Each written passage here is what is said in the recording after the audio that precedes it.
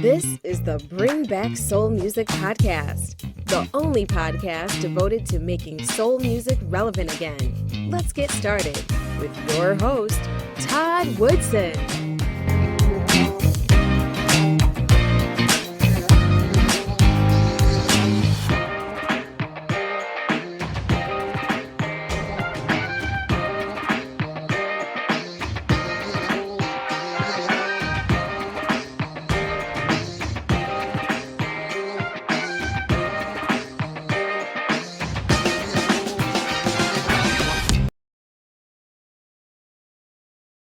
Thank you for joining me for another episode of the Bring Back Soul Music Podcast. My special guest today is a talented singer-songwriter based out of Los Angeles.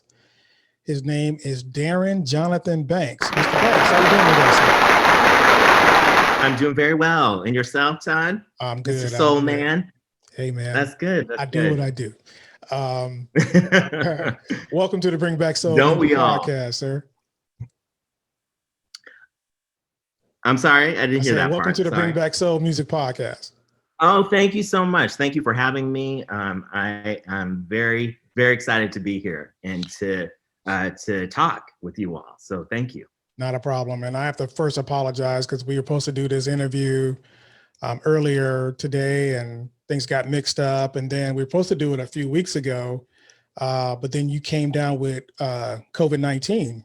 Yes, the Rona. It got me. Yeah, it got me. The rapture. Everything is well now. Hope everybody's feeling well. I am feeling, I would say 95% now. I was one of the lucky ones. And, you know, because this is no joke. I mean, I don't know, maybe people know that that HBO show called The Leftovers. It feels something like that a little bit around here, where all of a sudden some people are getting really sick, other people are not getting really sick. And I was very fortunate to be one of the people who didn't get too sick.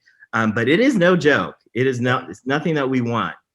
So yeah, I just had a friend of mine who just passed away from oh my goodness last week. And yeah, I mean, take it seriously. It's not, it's not a joke.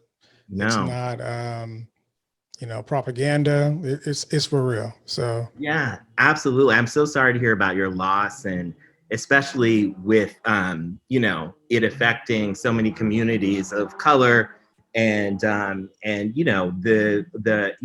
shout out to all of the essential workers, to all the people in the medical profession, everyone who is trying to keep this society afloat, this world afloat. In this dark time. So I am happy about the vaccine. I am, I'm ready to get mine as soon as I can. I want to get on a special list to get it as soon as I can. And hopefully we can all move forward and put this behind us as a community. Yeah. Agreed. All right. So we'll touch on that maybe a little bit later too, Don. Yeah. But before, like I said, you're based in Los Angeles. Before we get into your new music, and in fact, your new release was just released, I believe, yesterday. Yes, just yesterday. Yeah, and what's the title? What's your name? Yeah, so it's the song is it's kind of like a classic R&B throwback. The hopefully a little groove that people like to get into. And it's called What's Your Name? And yeah, it was just released on Valentine's Day, just in time for all those lovers and those people looking to snuggle up and stuff. So hopefully I can add it to your playlist. Okay. Before we get going in that direction, let's back up a little bit. For those who don't know Darrin Banks, tell us about yourself. So I grew up in North Carolina, Durham, North Carolina, and I come from a really musical family. My grandparents, both on both my mother and my father's side, my grandmother and my grandfather played piano, and my grandmother was a singer. A lot of my cousins are actually people who work in the entertainment industry and are also just very, very arts-based kind of experience growing up. And we're always encouraged. I was really fortunate to have parents who supported their rambunctious kid who, wanted to could never shut up, always singing, always, wanting to put on a show. That was me. And they nurtured that. And I was really fortunate to have family that really rallied around that. I worked a lot as a kid, actually singing professionally and doing all that. And I went to art schools. I kind of just followed that track. And that was it was a big source of inspiration for me. It also exposed me to a wide range of musical influences. I've got, growing up, we listened to, of course, Motown and soul music, and I got that, all of that, those nuggets that you get growing up in a Black home. And then I also had, classical music that was always playing. And my grandfather really exposed me to all of those great composers. And also growing up, I was very much involved with choral music. And so those are a lot of different, it's an intersection of all of those things coming together that influence my musical, ear, or my musical acumen. That whole thing is kind of how I arrive at my musical taste, I suppose. Do you have siblings? I do. Yeah, no, I have an older brother. He is not musically inclined, but he does appreciate great music and always has. And it's something that as we've gotten older, we've been able to share.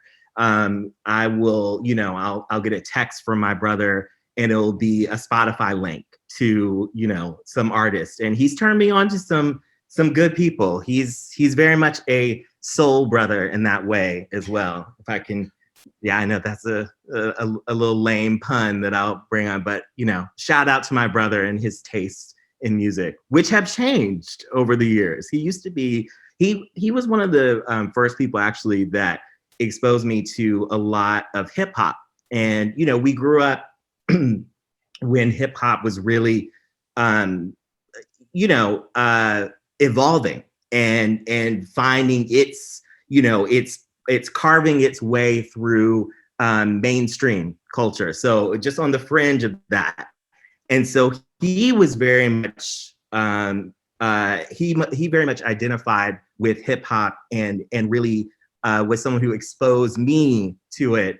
Because, you have to imagine in our house, I'm playing, musical theater stuff. I'm playing all these, different soul records, the R&B, all of that. And he's playing, Nas and Cypress Hill and, and just all of it. And so that whole intersection, again, is why I love all kinds of music.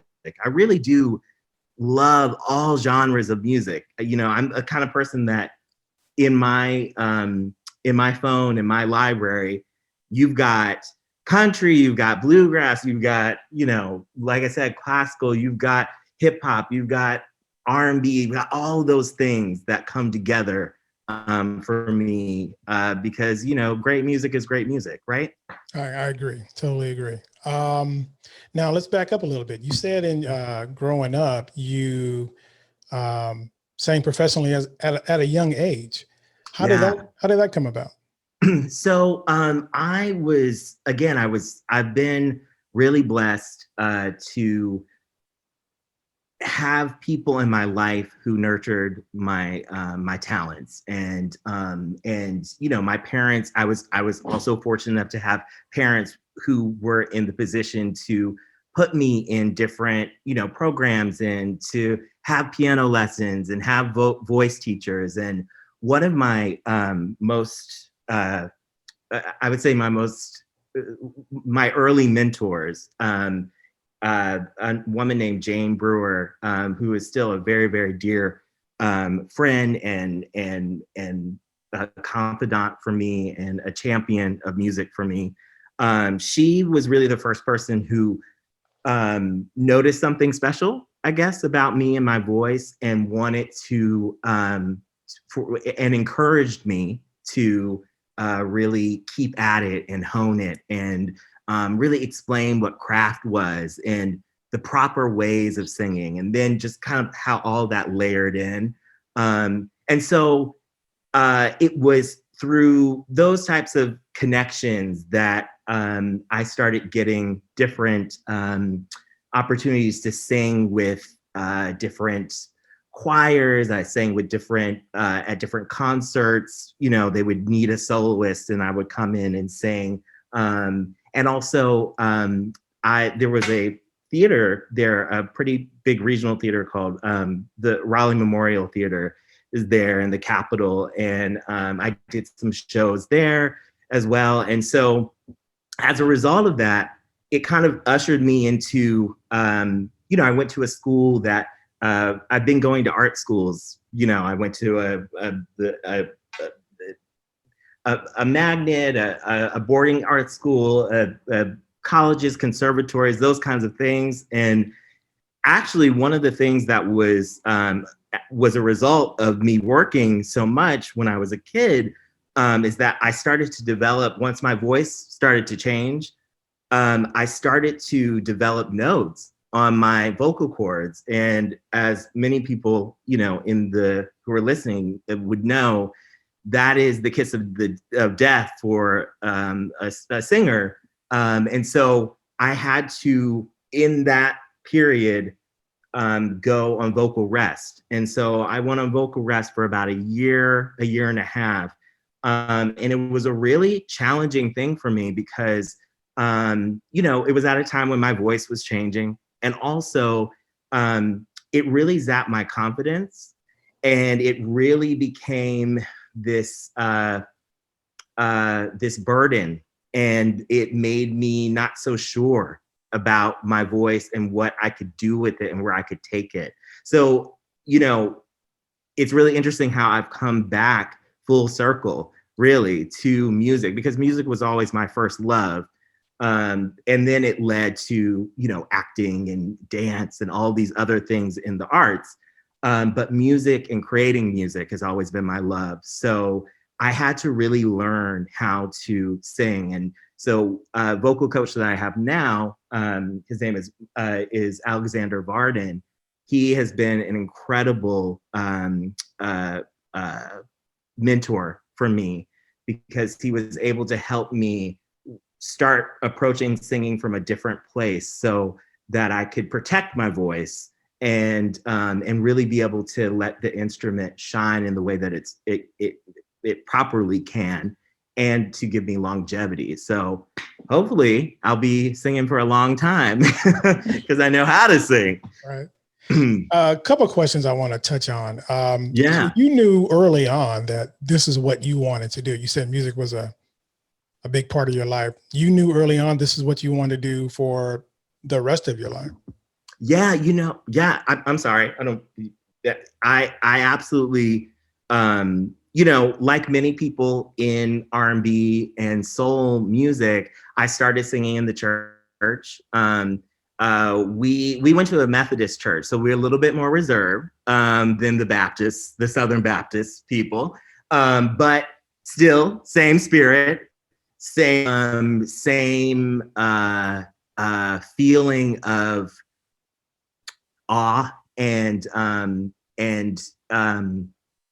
just this, when I the first time that I ever sang in church, and I had this solo, and everybody, jumped up their feet, and I looked out and I saw my mother, and tears were streaming down her face, and everybody was crying. It used to be when I would sing, people would just start crying and crying and crying and crying.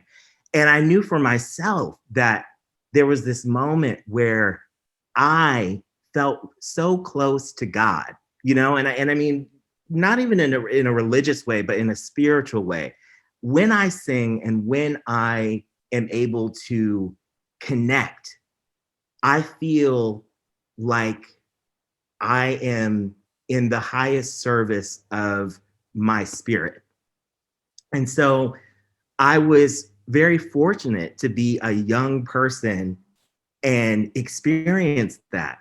And then I was able to have people around me who recognized that, knew that that needed to be nurtured and encouraged, and helped me to usher myself through that, And so, when I feel like, for many singers, for many artists, I know for myself and my own experience of writing music and singing and performing is it's like a download. It's like a download from the universe. And sometimes, I'll write something or I'll listen to something that I was working on. I was like, oh yeah, no, that's right. I did. That came through me. And it really is feeling like something comes through you. These are messages that have nothing to do really with me, but I have been chosen to carry that message. And I know that sounds kind of lofty and kind of hoo-hoo, but I really do believe that. I really, and I find that many of the artists that have influenced me and many of the people that I think are really shaping the landscape of music, they have that same type of relationship with it. I'm that kind of person that has a pen and paper, by my bed at night, and at 3 a.m, sometimes something will come to you and then you want to get back to sleep.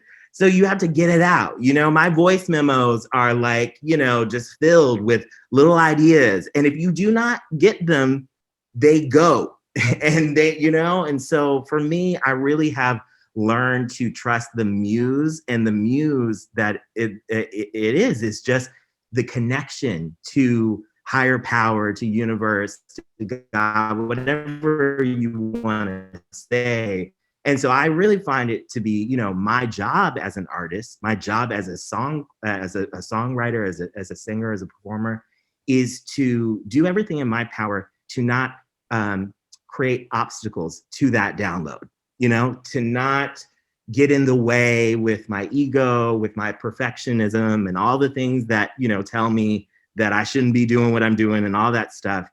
Because there is nothing like someone hearing your music or, connecting to your lyrics or whatever it is and saying, hey, that's me. I recognize myself in that. I hear my story in that. I feel connected to that. And, that is all that I have wanted to ever do. And that I felt in that, pew or whatever it is up in that pulpit. I felt that when I was 7 years old and I was singing. I knew that there was something that was special about what it was that I was doing, and that and that it had nothing really to do with me, but with this other thing that we all connect with when you love music, when you really feel someone's heart and soul in what they're doing. And that's why I love soul music. That's why I love R&B. I feel like it, you take all of that and you give that to an audience, to a listener. And it's a really special thing that we get to do. I agree. And well, that's what, that's inspiring to know that at that age, you knew the kind of effect that you would have on people. One more thing, let me back up a little bit. And you said that when you developed some nodes on your voice, and you lost a little bit of confidence, how did you get that confidence back? Was it just a matter of just trusting the process or trusting yourself, or how did that come back? Or is it still a work in progress? If you want to see my therapy bill, then I can show you. I'm still working on that, actually. Not necessary. I'm a huge advocate for therapy. But yeah, it's really interesting. I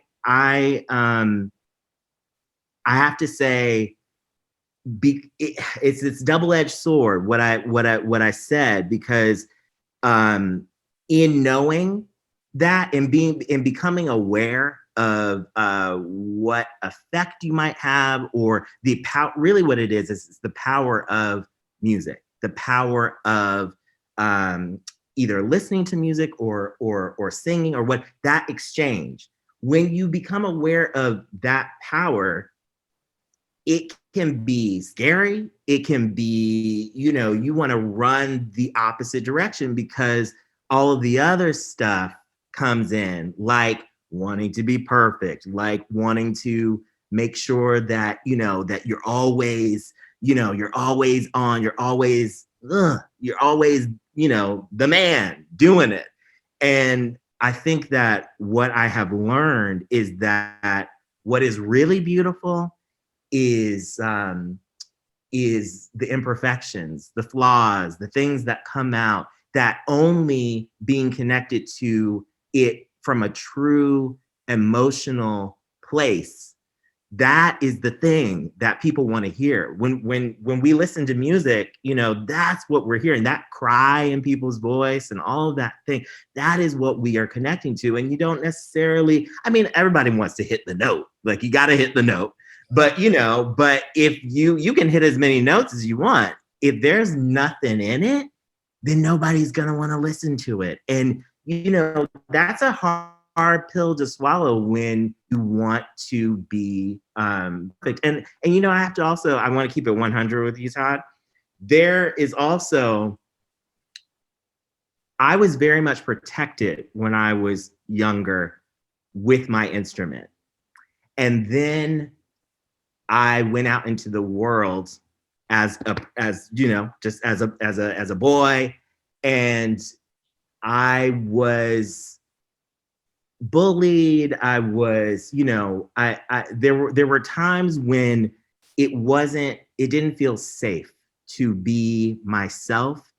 And not only did it not feel safe to be myself, it didn't feel safe to use my gift to express myself through singing, because it was attached to the way that people were perceiving me, or were judging me, or were trying to bully me.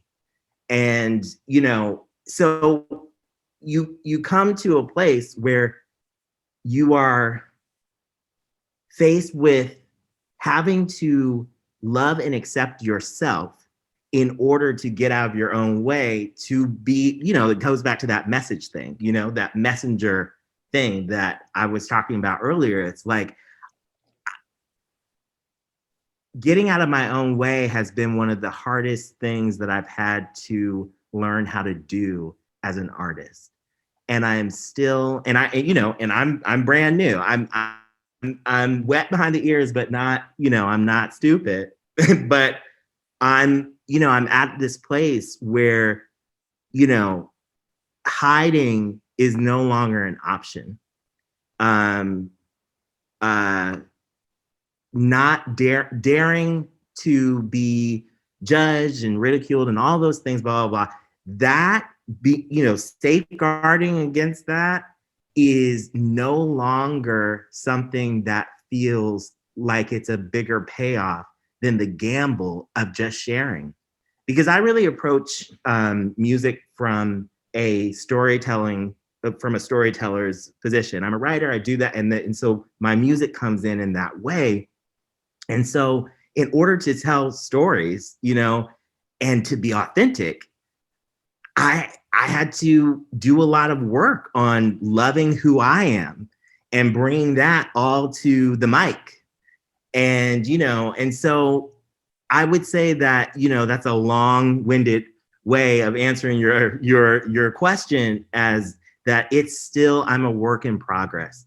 I want to be able to, I want to have a long career and I want to be successful, of course. But I want to also see, I'm a person who's ferocious about growth.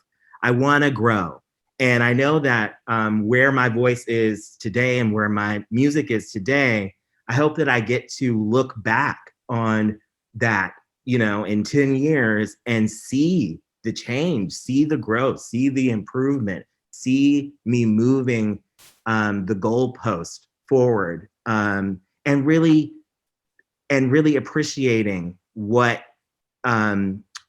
doing the work has brought to my life. The benefits of doing the work are that I get to reach more people with my authentic story, and I get to make new connections with people, and we get to see each other in this other way that is really magical. I mean, it's why music is so important to me in the first place. So I am still trying, I'm putting myself out there, and, I got some music that's going to keep coming, and, I'm doing the best that I can and hoping that people see my heart in it, because it is there. It's what I really want to share with people. I hear you. And, confidence is a big part of that. But also, I think when you put out good music, people are attracted to the music, not necessarily, anything else. So right. If you keep doing what you're doing, then all of a sudden it doesn't matter what people think, because you got this, like you said, you have this instrument that you have, and you have that talent to fulfill it. Right. And so as you get older, I don't know. It just seems like it doesn't really matter. As a kid, I get it, Right. Kids bully each other all the time. Right. And I think in some ways that make you a little bit stronger, because as you get into as adulthood, it's not a surprise to you. Right. So absolutely, but you said a really key thing there to me is, I know a whole bunch of adults who are walking around with their childhood wounds. And, you got the point about all of that is that you have to do the work, right? Like you have to get to a place after processing all of those things. Cause we always say, kids are going to be kids and they're going to be, but like, it was really devastating, the bullying that I experienced. And so much so, Todd, that it silenced me. I took myself out of the game. And when I think about how much joy music brings to me, and how many people, what it brings up to me too is just, I really want to, take an opportunity to say thank you to the people who have influenced me, because I imagine that as someone who does the craft of songwriting and singing, and knowing all of the stuff that I have to push to the side in order to bring myself to and put myself out there are people who have influenced my music, and they have given those gifts to me. And I don't know what I would have done without their music, right? I don't know how I would have made it through certain times in my life that without their music. So, to all artists, to everybody out there, it is so important to just do you and love you and put so much love on yourself in the process of it. Because when we hurt our process, when we silence ourselves, when we mute ourselves in anything that we do, we might be taking away someone else's remedy, someone else's medicine. There have been people who have given me healing through their music and lyrics, and I'm indebted to them as an artist. We'll continue our episode after this message. Are you looking for a reliable way to transfer money to family and friends? Check out the Cash App. It's safe, easy, and convenient. Just download the app from the Apple or Google Play Store and start receiving and sending money in a few minutes. Sign up today and receive $5. And don't forget to use our referral code, VGRCWQX. Swag at shop.bringbacksoulmusic.com. Now, back to our conversation. And so, that's kind of how all of that works in my head. So that's why I really, I don't, I know I sound a little, again, a little hooey or whatever. I'm a spiritual person. So, but I don't want to be too precious with it. But, it has been that for me. Music is that way for me. It is that real and serious for me. So, yeah. I agree. And that just doesn't apply to musicians and artists. That applies to everyone. Yeah. Okay, so we got that out of the way. Let's get back to your latest song. Now, was that a song? Yeah. What's Your Name? Was that a song that you wrote? Yes. I wrote this song. And the lyrics. I write all of my music, but I also, music is a collaborative sport, and it takes a lot of great people. I have great people that I have met, and some of them are on the track. Karen Hammock is the person playing the piano. Antoine Salim is the guy who's doing the guitar. I've got a really dear friend, Joel Ricci, who's in the Lucky Brown band, who did all of the horns. I'm a sucker for a horn section. I love a trumpet. I love all of that. So, and it has in that groove, it's like, these are seasoned professionals that, my process is very much what I typically do is, I take those voice memos and I'll pluck it out on my piano, and melody comes to me a lot. And then I take those things and I start to work with my team. And then the song is birthed, that's kind of what the process is. I am also becoming more proficient at playing piano. So, I can't do what Karen does, and people will hear what she does, because she does that very well. And I'm very grateful that I have her. I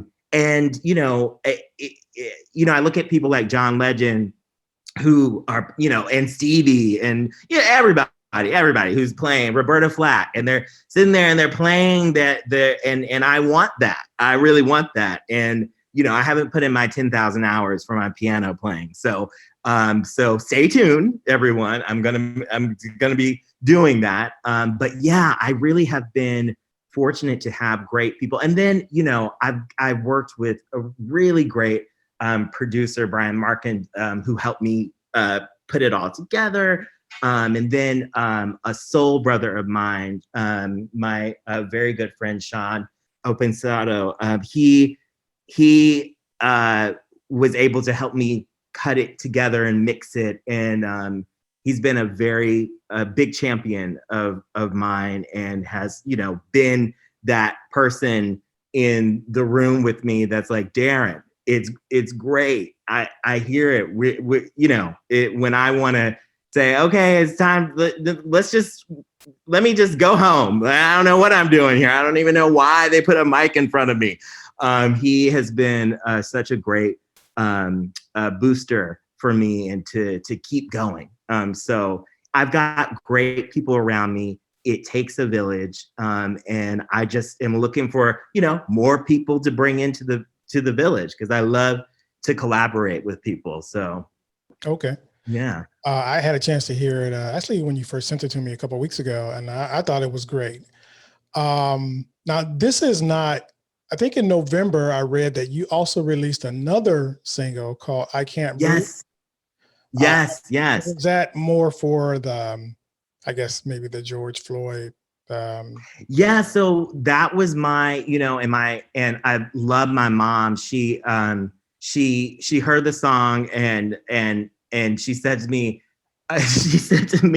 well, the song is beautiful, Darrin, and but maybe because you called it I Can't Breathe, there's so many people who made songs that have that title. I don't know if people are gonna find it. And I was like, You're probably right, Mom, you know, because of course, she put out I Can't Breathe, and I love her song. And there's so many people who put the I Can't Breathe song out. And there's a reason for that, you know, there's a reason why. For me, you know, it was really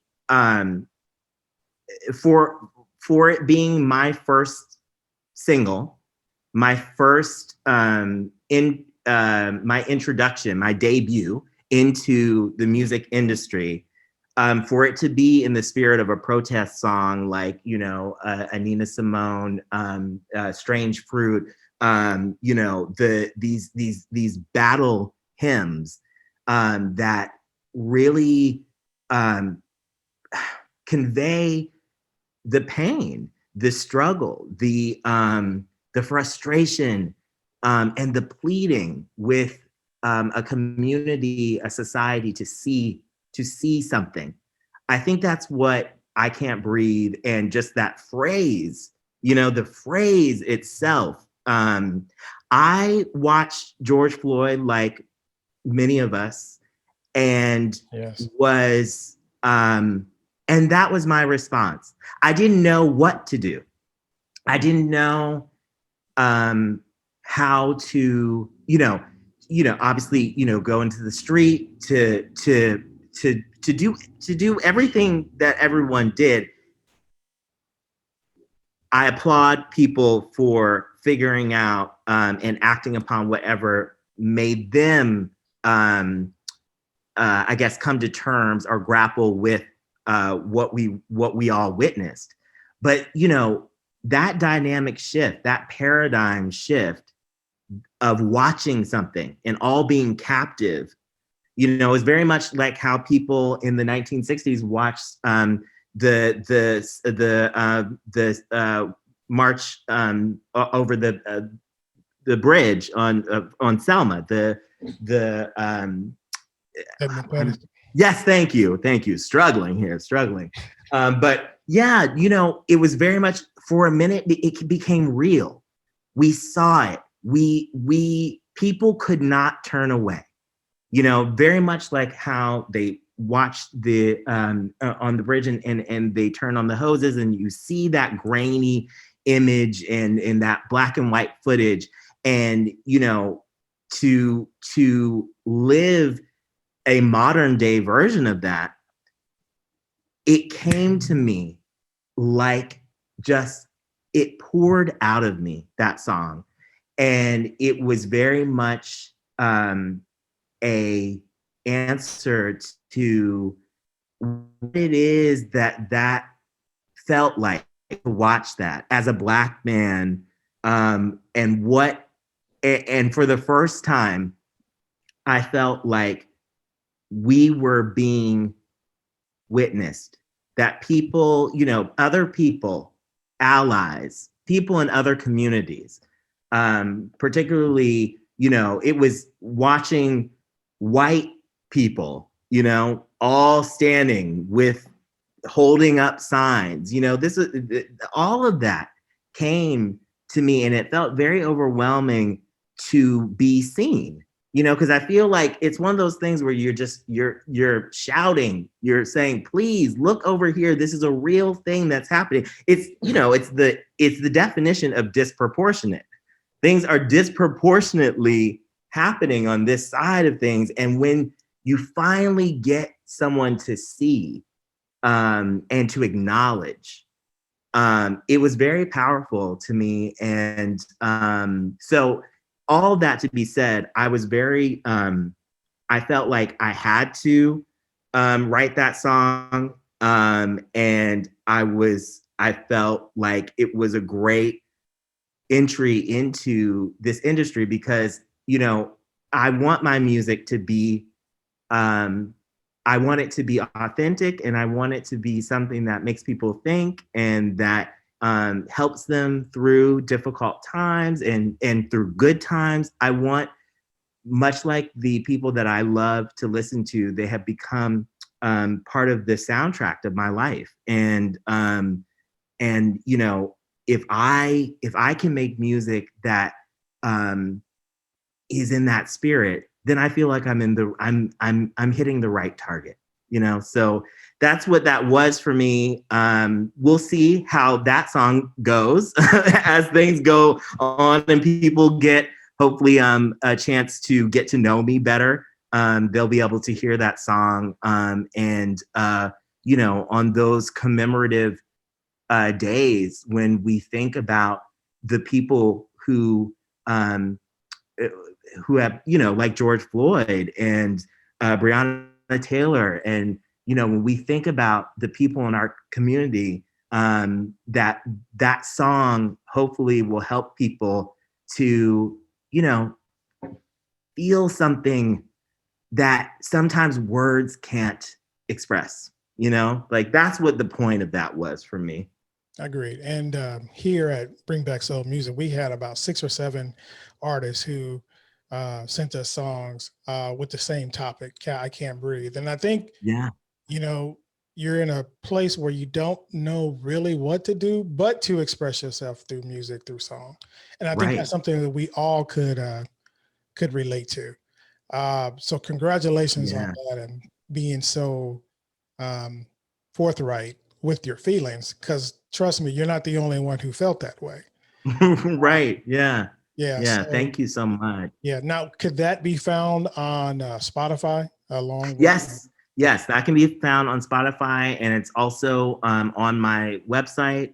So everything is linked, and all of my music thus far, my 2 songs are on across all major music streaming platforms. So you can get it on iTunes, on Amazon, on Pandora, wherever you get your music, you can find Darrin Jonathan Banks. Okay. And let's just back up a little bit. Where can people find out more about Darrin Banks on social media? Why don't you plug your social media? So my I am a I'm an elder millennial. So I am not always so proficient with the social media and the technology. I'm learning. And all my friends, they call me Grandpa Banks because I just, you know, I'm Todd. We're lucky that I was able to turn on this Zoom call and just turn on this computer and get to going. But I do have my own website. It's Darrin Jonathan Banks. And that has a link to all of my things. But my major platform social media platform that I use is Instagram. And my handle is DJ B Makes Music. So that's my initials and Makes Music, and you can find me there. And those are really the 2 best places. I'm not on Twitter yet, and I'm getting there, y'all. I just, you know, I'm putting my work into the music, and you know, and trying to get it to people in the way that they need it. So I know I need to be better about my social media, but Instagram and my website are really the best places at this point. Okay. And we'll put Darrin's social media connections on our website at bringbacksoulmusic.com. Also, we have a profile on Darrin as well. So go and check that out. And then we'll also put links to What's Your Name and I Can't Breathe on our website. So check out this brother. He's up and coming artist. One more question about your music, Darrin. You released, excuse me, 2 singles. Mm-hmm. Is there an EP coming?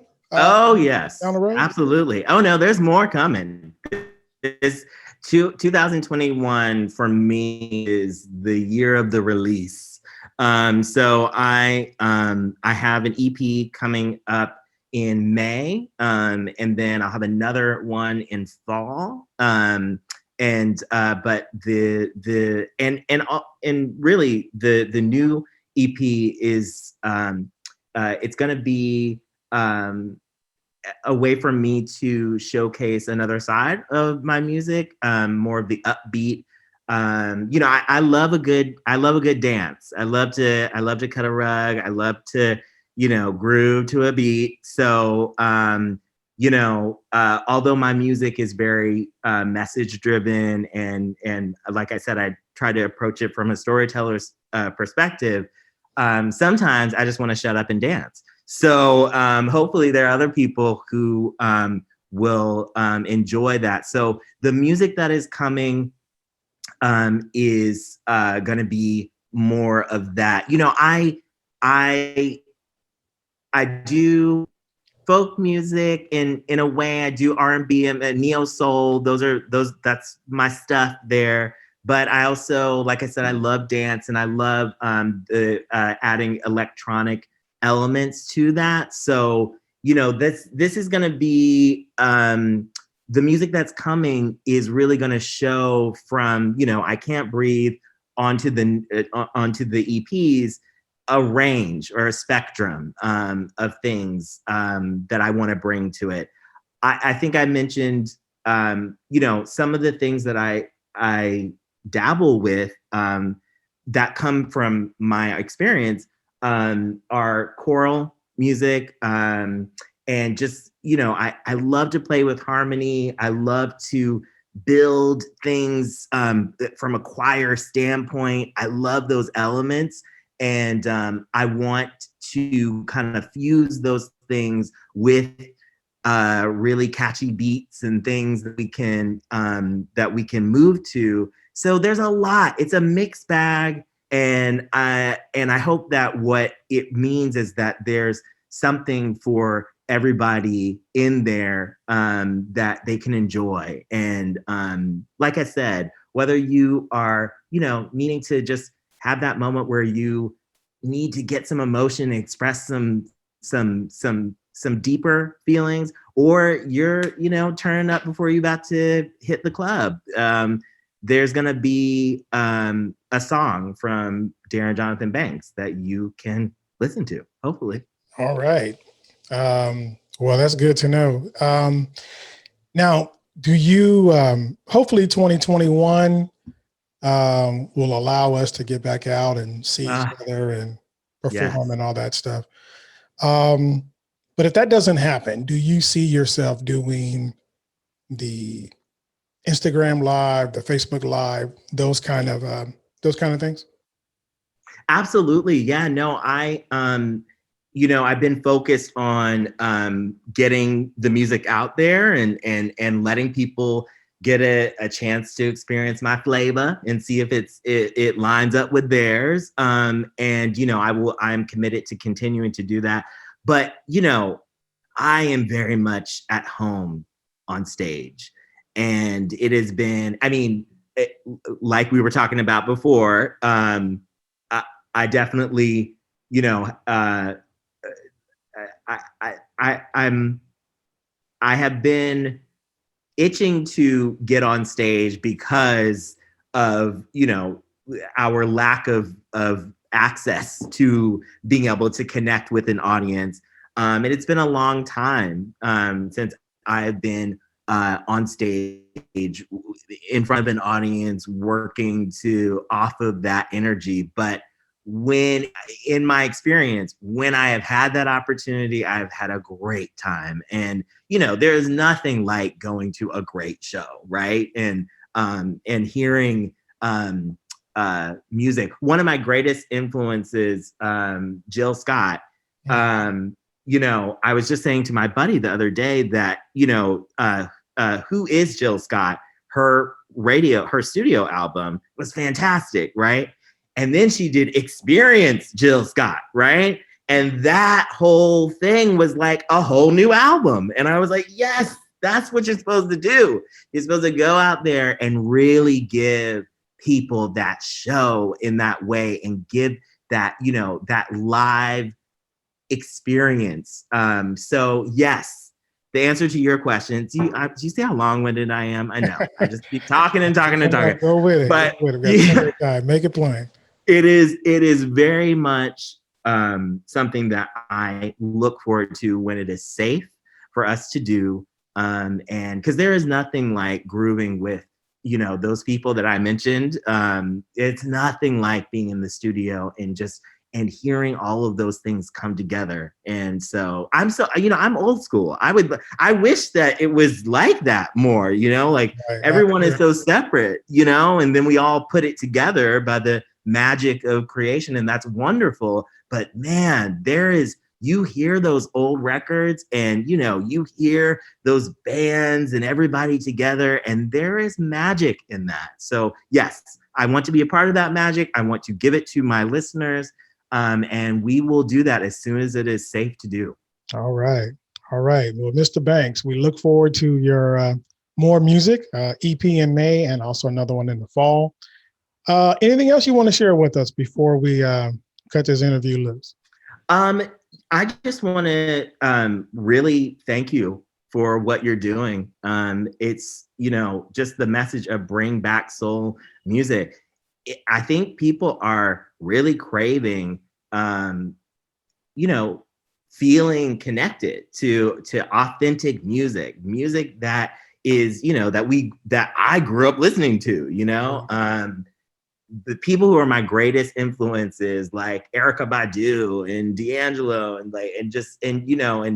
just all of these people who, are storytellers who also knew how to entertain and give, good music, but you could feel their heart in it. And I think that's what soul music is. And I just think that it's really awesome that you continue to champion independent artists like myself, who, are trying to keep that alive. And so I feel very honored and humbled to be here and talking with you. You obviously have a great, knowledge of what is happening in this industry. And so it's really great for people like me to have a place like this to come to. So I hope that, as I keep going, like I said, this, you have been a champion. So I will always have a special place in my heart for bring back soul music, always. Yeah. Well, we appreciate that, man. And, it takes all of us to bring it back. You know what I mean? Like artists like yourselves, we need to expose, artists like you and others, because like you said, soul music, people can feel that, they have a connection to it. Yeah. And I'm not saying other genres of music don't, but there's something special about R&B and soul music. So, yeah. But I appreciate you taking the time today.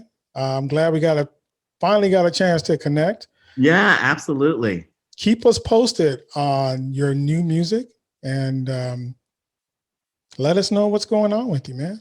Absolutely. You will be the first to know. I promise you. All right. Yes. And that's Darrin Jonathan Banks on the Bring Back Soul Music podcast, and we'll be right back. Calling all lovers of soul music. The time to make soul music relevant again is now. You've been listening to the Bring Back Soul Music podcast with Todd Woodson. If you enjoyed today's show, be sure to tell a friend. Make sure you never miss an episode by subscribing to our newsletter at bringbacksoulmusic.com. Well, that's our show for today. I'd like to thank my special guest, Mr. Darrin Banks. You can find out more about Darrin on our website at bringbacksoulmusic.com. Don't forget, you can listen to the Bring Back Soul Music podcast on iTunes, Google Podcasts, Stitcher, Spotify, and Pandora. Don't forget to subscribe to our YouTube channel at Bring Back Soul Music TV. If you have any questions or comments, please email us at comments@bringbacksoulmusic.com. Also, check out all our merch at The Soul Shop at shop.bringbacksoulmusic.com. I'm Todd Woodson. Thank you for joining us. See you next week.